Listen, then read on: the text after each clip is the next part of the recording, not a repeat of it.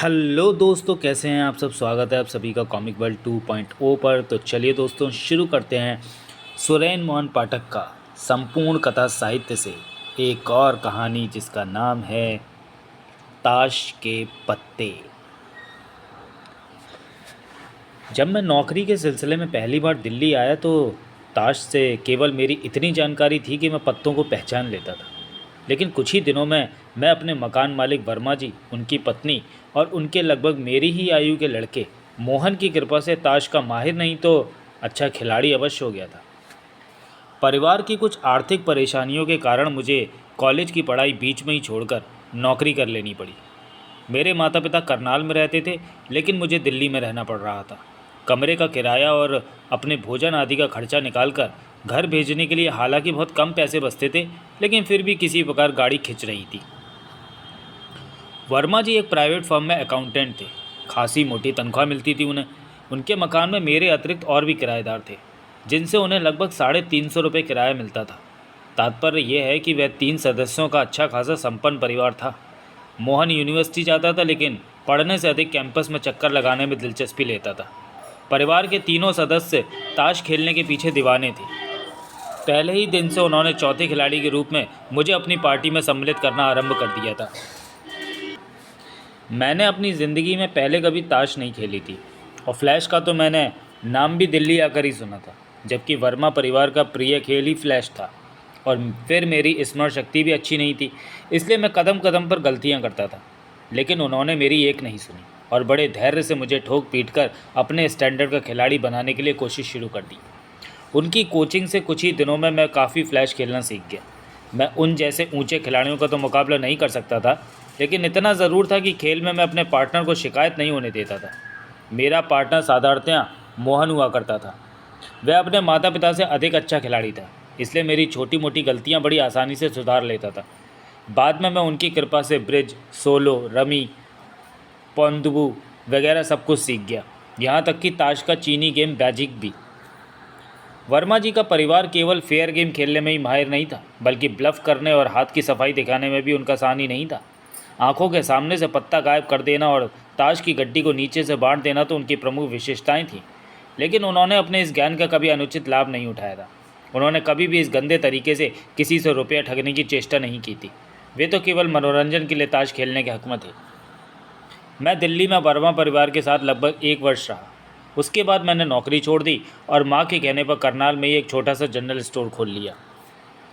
हालांकि हमारी जमा की हुई पाई उस धंधे में लग गई, लेकिन हम संतुष्ट थे, क्योंकि खाने पीने योग्य तो पर्याप्त मिल जाता था और दिल्ली जैसे महंगे शहर के भारी खर्चे और परिवार से अलग रहने की दिक्कतों से तो छुटकारा हो ही गया था।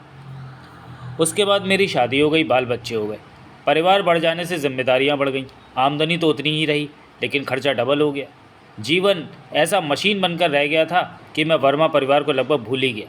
15 वर्ष गुजर गए। मेरा जनरल स्टोर का काम ठप हो गया। काम इन्वेस्टमेंट मांगता था, लेकिन लगाने के लिए एक पैसा भी नहीं था। अंत में परिवार के साथ रहने का मोह छोड़कर मैंने फिर नौकरी की तलाश शुरू कर दी। दिल्ली में पिताजी के एक पुराने मित्र रहते थे। उन्होंने मुझे पहली बार नौकरी दिलवाई थी और आज मैं दूसरी बार फिर उन्हीं के आश्वासन पर दिल्ली जा रहा था। गाड़ी आने में काफ़ी देर थी, इसलिए मैं वेटिंग रूम में बैठा समय व्यतीत कर रहा था। मेरी जेब में करनाल से दिल्ली के अतिरिक्त 209 रुपये थे, जिन्हें मैं एक मित्र से फ़ौरन लौटा देने के आश्वासन पर उधार मांग कर लाया था।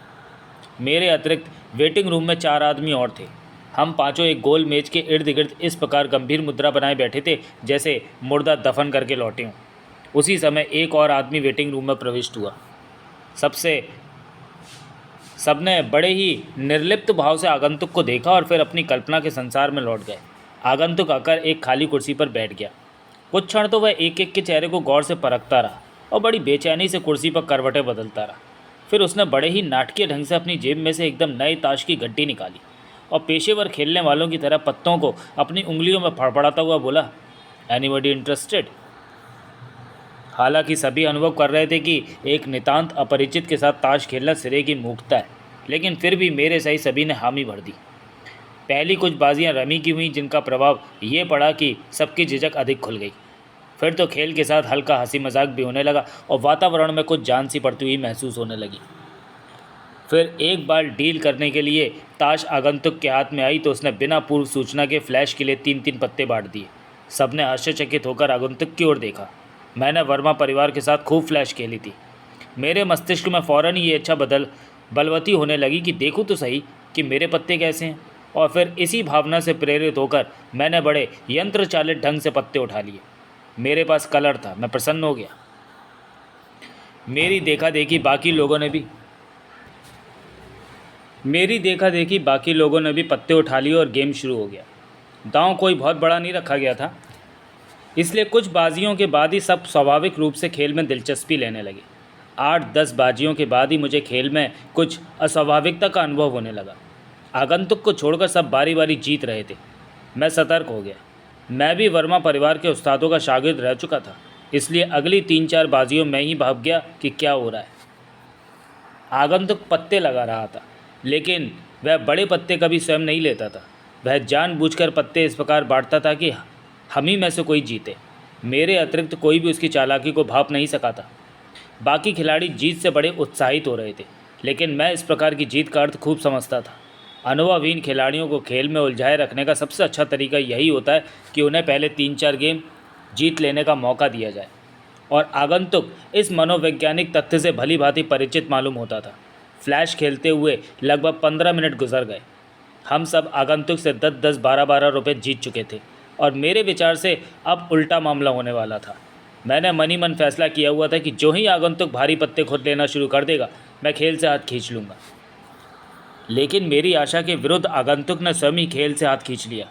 वह क्षमा याचना करता हुआ उठा और ताश को वहीं हम लोगों के बीच बिखरी छोड़कर वेटिंग रूम से बाहर निकल गया। हम लोग उसकी प्रतीक्षा करते रहे, लेकिन 10 मिनट गुजर गए, वह लौट कर नहीं आया। मेरे साथियों के चेहरे जीत की खुशी से दमक रहे थे, लेकिन मैं हैरान था कि आगंतुक को खेल बीच में छोड़ देना था तो उसने हमें जानबूझकर हमारे ही हक में पत्ते लगाकर हमें जिताया क्यों? आगंतुक निश्चय ही फ्लैश का ऊंचा खिलाड़ी था। यदि चाहता तो 5 मिनट में हमारी जेबें खाली करवा सकता था। लेकिन उसी समय वेटिंग रूम में एक नया आदमी प्रविष्ट हुआ। वह मोहन था। हालांकि मैं मोहन को 15 वर्ष के बाद देख रहा था, जबकि वह युवावस्था से प्रौढ़ता में कदम रख रहा था, लेकिन फिर भी मुझे पहचानने में तनिक भी दिक्कत नहीं हुई। उसकी आकृति में प्रौढ़ता के हल्के से आभास को छोड़कर तनिक भी परिवर्तन नहीं हुआ था। वह गैवर्डीन के एक पुराने सूट में लिपटा हुआ, बिना मेरी और दृष्टि उठाए चुपचाप उस कुर्सी पर आ बैठा जिसे अभी 10 मिनट पहले वह अजनबी खिलाड़ी खाली छोड़कर गया था। उसने बिना किसी व्यक्ति विशेष की ओर दृष्टि उठाए सबका अभिवादन किया और ताश की गड्डी समेटकर अपनी लंबी उंगलियों द्वारा बड़े पेशेवर हाथों से उसे शफल करता हुआ बोला कि वह वेटिंग रूम के पास से गुजर रहा था, लेकिन ताश को, खिलाड़ियों को और एक खाली स्थान को देखकर स्वयं को रोक नहीं सका था और 2-4 हाथ खेलने के लिए भीतर आ गया था। मेरे अनजाने साथी फिर उत्साहित उठे। अभी पहली जीत का नशा उस पर सवार ही था कि उनके विचार अनुसार दूसरा मुंजी आ फंसा था। वे सहज ताश खेलने के लिए तैयार हो गए। हालांकि मैं जानता था कि मैं मोहन से 7 जन्म में भी एक हाथ नहीं जीत सकता था, लेकिन फिर भी मैं खेल में शामिल होने के लिए तैयार हो गया, क्योंकि कम से कम जीते हुए धन को हार देने में मुझे कोई हर्ष दिखाई नहीं दे रहा था। पहली ही बाजी से मोहन की खानदानी पत्तेबाजी की कला प्रदर्शन में आने लगी। मोहन ने पत्ते बांटते समय अपने तीनों पत्ते ताश की गड्डी के बीच में से निकाले, लेकिन किसी के कान पर जूम ही नहीं देंगी। मैं भी यह तथ्य केवल इस कारण भाप पाया था कि एक तो मैं मोहन से ऐसी किसी चालाकी की अपेक्षा कर ही रहा था, इसलिए मेरा सारा ध्यान ताश पर चपलता से चलते हुए इसके हाथों पर ही केंद्रित था। लेकिन बड़ा कारण ये था कि गड्डी के बीच में से पत्ता निकालने की यही ट्रिक मैं अपनी दिल्ली निवास के दिनों में वर्मा जी से सीख चुका था। लेकिन मुझे हैरानी इस बात की थी कि मोहन एक ऐसी ताश में से जिसे उसने केवल 2 मिनट पहले देखा था, बड़ा पत्ता पहचानने में सफल कैसे हो गया था। मैंने अपने पत्तों को बिना देखे ही उठाकर ताश की बाकी गड्डी में फेंक दिया। मैं डाउन हो गया था। पत्ते देखने की तुक ही नहीं थी। मोहन के पत्ते बांटने पर किसी और के हाथ बड़े पत्ते आने का प्रश्न ही नहीं उठता था। मोहन ने आश्चर्य भरी दृष्टि से मेरी ओर देखा और उसी समय मुझे महसूस हुआ कि उसने मुझे पहचान लिया है। क्षणिक सी बौखलाहट का आभास उसके चेहरे पर उभरा। उसकी उंगलियों में हल्की सी कपकपाहट पैदा हुई, लेकिन वह फौरन ही संभल गया। फिर उसने भय रहित नेत्रों से मेरी ओर देखा, जैसे उसे भरोसा हो कि मैं उसका रहस्य नहीं खोलूँगा, और फिर खेल में मग्न हो गया। मेरा मन ग्लानि से भर उठा। मुझे ये सोचकर बहुत दुख हुआ कि मोहन इतने ऊंचे और संपन्न परिवार का पढ़ा लिखा सदस्य जुए जैसी हकीर कमाई कर रहा है। पत्ते लगाने की कला को जो उसने अपने माता पिता से मनोरंजन मात्र के लिए सीखी थी, वह अपरिपक्व खिलाड़ियों को ठगने के लिए प्रयोग में ला रहा था। उसी समय बाजी समाप्त हो गई। मोहन जीता, उसके पास सीक्वेंस थी। इसी प्रकार लगभग 15 मिनट खेल चला। मोहन हम तीनों लोगों से लगभग 65 रुपये जीता। मैं केवल उतने ही रुपये हारा जितने मैंने पहली बार जीते थे। अपने रुपये मेरे पास सुरक्षित थे। बाकी चारों खिलाड़ियों के जेब में से भी केवल 2-2, 3-3 रुपये ही निकले थे, लेकिन उनके चेहरे यूं उतरे थे जैसे किसी ने उनके गाढ़े पसीने की कमाई लूट ली हो। उसी समय अंबाला की ओर जाने वाली गाड़ी आ गई। वे चारों खिलाड़ी उठ गए और भारी कदमों से अपना अपना सामान लेकर वेटिंग रूम से बाहर निकल गए। गेम बंद हो गया। ताश की गड्डी उपेक्षित सी मेज पर पड़ी रही। मैं और मोहन अकेले रह गए। मैं कुछ क्षण मोहन को घूरता रहा। वह मुझसे नजरें चुरा रहा था। वर्मा जी कैसे हैं? मैंने मानसिक उद्वेग को छुपाने की चेष्टा करते हुए पूछा। उनका तो स्वर्गवास हो गया, मोहन धीरे से बोला। और मिसेस वर्मा? मैंने तनिक भारी स्वर में पूछा। वे भी अब इस संसार में नहीं है, उत्तर मिला। तुम आजकल क्या कर रहे हो? दिल्ली नहीं रहते क्या? मैंने क्षण भर रुक कर पूछा। दिल्ली वाला मकान तो मैंने बेच दिया है। मैं तो आजकल बम्बई में काम कर रहा हूँ।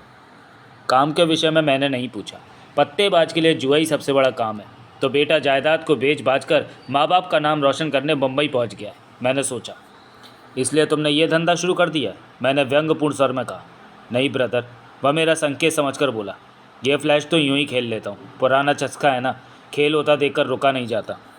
मैं जल ही तो गया। साला साफ क्यों नहीं कहता कि अपने ताश के ज्ञान को कमाई का धंधा बना रखा है?